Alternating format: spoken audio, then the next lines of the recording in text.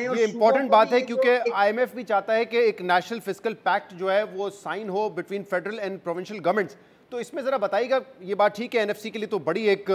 Debate चाहिए, वो तो इस वक्त नहीं हो रही है, लेकिन क्या डिसाइड किया है? प्रोविंसेस पे कुछ अखराजात ट्रांसफ़र किए जाएंगे, जैसे कि बेनज़ीर इनकम सपोर्ट प्रोग्राम है या दीगर सब्सिडीज़ हैं, उसका बोझ उठाए प्रोविंसेस, या प्रोविंसेस से ये कहा जाएगा कि आप अपनी जो टैक्स कलेक्शन है वो इंक्रीज करें? क्या होने जा रहा है इस बजट में, इस नेशनल फिस्कल पैक्ट में? साहब, गुजारिश इस तरह से है कि पहले तो हमें ये जो इंटरेस्ट, ये जो कॉन्फ्लिक्ट ऑफ इंटरेस्ट या ये जो परवर्स इंसेंटिव है ना, कि सूबे जो हैं वो अपने लिए उनको आमदनी जनरेट करने का शायद उस किस्म का प्रेशर नहीं है, क्योंकि उनको वफाकी हुकूमत से खर्चा आ जाता है और पैसे आ जाते हैं, और उसके बाद बहुत सी जिम्मेदारियां आपकी देखें, सोशल प्रोटेक्शन की बिस भी सारी की सारी एलोकेशन फेडरल गवर्नमेंट में है, ये सारी क्योंकि प्रेशर सूबों के पास नहीं है, तो शायद उन्होंने उस किस्म की रेवेन्यू जनरेशन के ऊपर फोकस ही नहीं किया जो उनको करना चाहिए। जिस किस्म की आपको एफर्ट इंडिया में नजर आती है उनके स्टेट्स के अंदर, जहां पे 5-5, 6-6% ऑफ देयर जीडीपी सूबे अपना टैक्स कलेक्ट करते हैं, हमारे पास तो अनफॉर्चुनेटली इट इज 1%।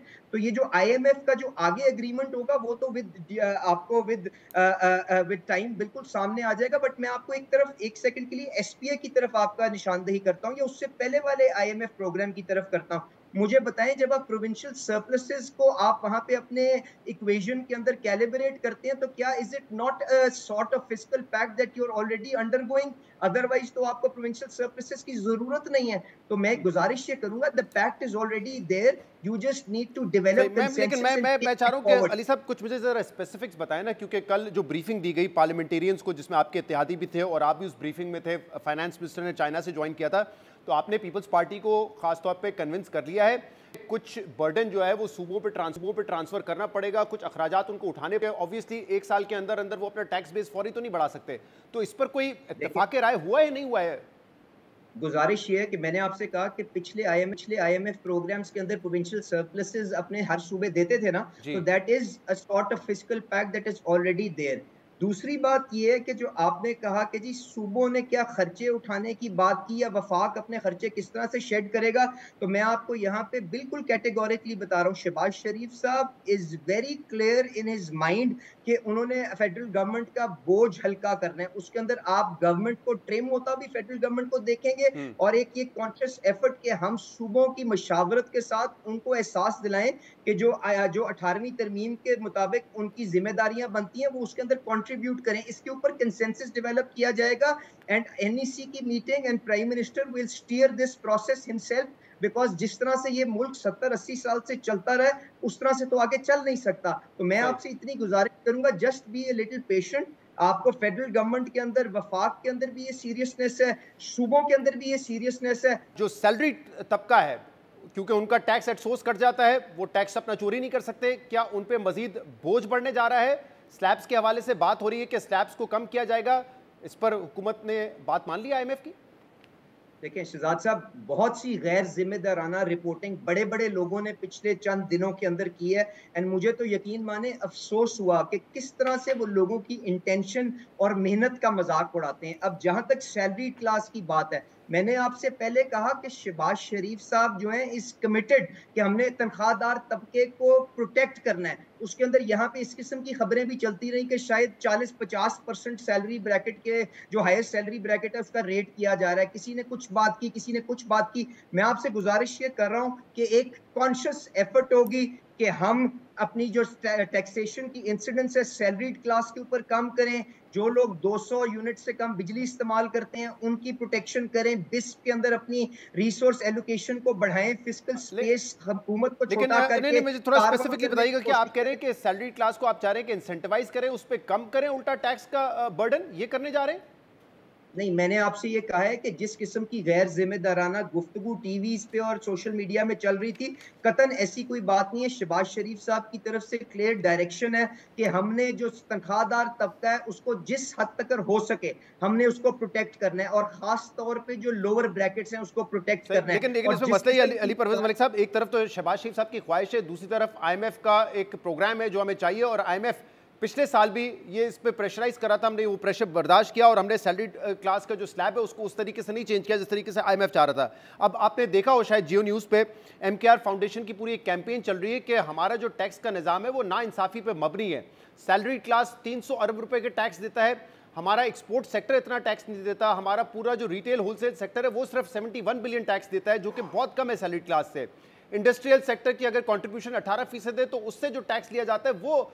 कई गुना ज़्यादा है। तो इसको हमने एक इंसाफ पे मबनी टैक्सेशन निज़ाम बनाना है। और आपने खुद देखा है इस महंगाई की वजह से जो कि 25 से 30% रही है औसतन पिछले 2-3 साल में, सैलरी क्लास तो बेचारा पिस गया है। तो ये आप अश्योरिटी दे रहे हैं कि इन पे कोई मजीद टैक्स नहीं लगने जा रहा? शहजाद भाई, मैंने आपसे कहा है कि जी हमें आइडियलिज्म से बाहर निकलना है, हमें इस तकलीफ का एहसास है। हमने यहाँ पे जो प्रिंसिपल आपके सामने ले डाउन किया है कि there will be no holy cows, and हम सारी इनकम्स के ऊपर जिस हद तक हो सकेगा कोशिश करेंगे कोई कुछ प्रोग्रेस करें। अगर उसकी वजह से कोई 19-20 किसी के ऊपर एडिशनल लोड आता है तो it is not on the lines of what is being preached in the social media space. हम हर हद तक कोशिश करेंगे कि जहां तक प्रोटेक्शन हो सके, जहां तक उसके अखराजात हो सके कर सकें, भरपूर करेंगे। बट मैं किसी आइडियलिज्म की दुनिया में या गलत उम्मीद किसी को लगाना नहीं चाहता, क्योंकि मैं एक जिम्मेदार पोजीशन में बैठा हूं और मैं पाकिस्तान के, लेकिन ऑब्वियसली क्योंकि कल आपने आपके लिए भरपूर कोशिश करूंगा। आपका कल जो बयान था उसमें आपने इस बात का जिक्र किया कि स्टॉक मार्केट में बाज़ सट्टेबाज गलत अफवाहें फैला रहे हैं, लेकिन साथ में आपने ये भी कहा कि तिजारत हो, स्टॉक मार्केट हो, ज़राअत हो, इस शोबे की जांच इस वक्त की जा रही है। तो क्या ये बात दुरुस्त है कि स्टॉक मार्केट के हवाले से जो कैपिटल गेन टैक्स है वो 40-45% तक लगाया जा सकता है? क्योंकि अभी आज ही नवाज शरीफ साहब बड़ी तारीफ कर रहे थे कि स्टॉक मार्केट में बड़ा इजाफा हो रहा है और हमने देखा है कि पिछले कुछ महीनों में फॉरेन इन्वेस्टमेंट भी आई है स्टॉक मार्केट में। तो क्या इसको इंसेंटिव के तौर पे आप देंगे या अब टैक्स वहाँ पे बढ़ा देंगे, जिससे शायद हो सकता है कि जो इन्वेस्टमेंट आ रही हो, क्योंकि हमारे वैसे ही कंसर्न होता है फॉरेनर का कि पता नहीं करेंसी कितनी डिप्रिशिएट होगी, तो क्या यहाँ पे टैक्स बढ़ने जा रहे हैं या नहीं जा रहे?